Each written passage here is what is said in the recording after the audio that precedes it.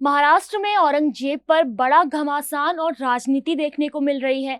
अचानक से महाराष्ट्र में औरंगजेब को लेकर सियासत गर्मा गई है। राजनीतिक दलों के बयान सामने आ रहे हैं। महाराष्ट्र में तनाव का माहौल है। शांति बनाए रखने के लिए लगातार पुलिस की टीम गश्त कर रही है। लेकिन अचानक मुगल शासक औरंगजेब क्यों चर्चा में आए?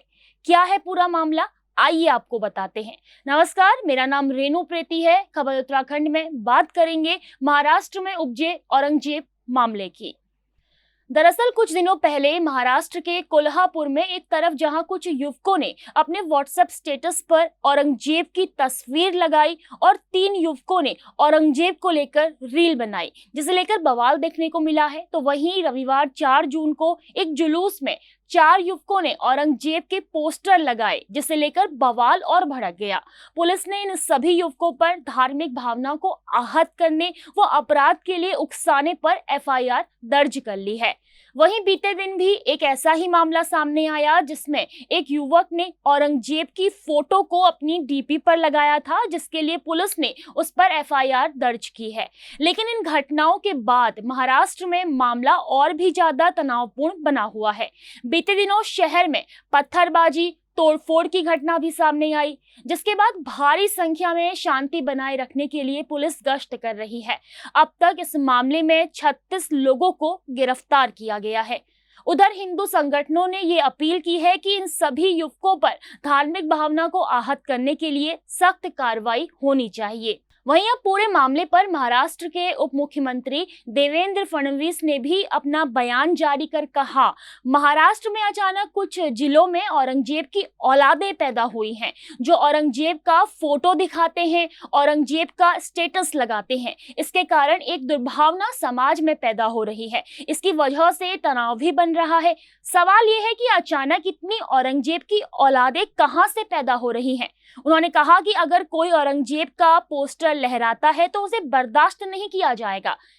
इस देश में और राज्य में हमारे पूज्य देवता छत्रपति शिवाजी महाराज और छत्रपति संभाजी महाराज हैं। औरंगजेब का पोस्टर लहराने पर सख्त कार्रवाई की जाएगी। वहीं उप मुख्यमंत्री देवेंद्र के इस बयान पर एआईएमआईएम चीफ असदुद्दीन ओवैसी ने पलटवार करते हुए कहा कि मंत्री फडणवीस बोल रहे हैं कि औरंगजेब की औलाद। अच्छा, आपको पूरा मालूम कौन किसकी औलाद है, ये आपको मालूम है? ओवैसी ने कहा, मुझे नहीं पता था कि इतने एक्सपर्ट हैं आप। फिर ये गोडसे की औलाद कौन है, ये आपटे की औलाद कौन है? ओवैसी का ये बयान महाराष्ट्र के कोल्हापुर में हुए बवाल के बाद सामने आया है। खैर, आपको बता दें कि औरंगजेब, जिसे लेकर हाल के दिनों में बवाल देखने को मिल रहा है, उसे इतिहास के पन्नों में जहां भारत में लंबे समय तक राज करने वाले शासकों में एक बताया जाता है, तो वहीं बेहद क्रूर मुगल शासक भी कहा जाता है। इतिहास में ये कहा गया है कि उसने सत्ता पर काबिज होने के लिए अपने पिता शाहजहां को जेल में बंद करवा दिया था। उसके शासन में धार्मिक कट्टरता अपने चरम पर थी। उसका साम्राज्य छल, धोखे और षड्यंत्र के आधार पर खड़ा था। औरंगजेब को लेकर जहां कुछ इतिहासकार कहते हैं कि वो हिंदू विरोधी था, उसने अपने शासन काल में कई मंदिरों को ध्वस्त किया था, तो वहीं कुछ इतिहासकारों ने कहा है कि उसने जितने मंदिर तोड़े तो उससे ज्यादा कई मंदिर बनाए भी हैं। इतिहास में तो ये भी कहा जाता है कि औरंगजेब ने हिंदुओं पर जजिया कर लगाया था, जिसे केवल हिंदुओं को ही देना पड़ता था। उसकी यही क्रूरता के कारण महाराष्ट्र में आज भी लोगों के जख्म हरे हैं।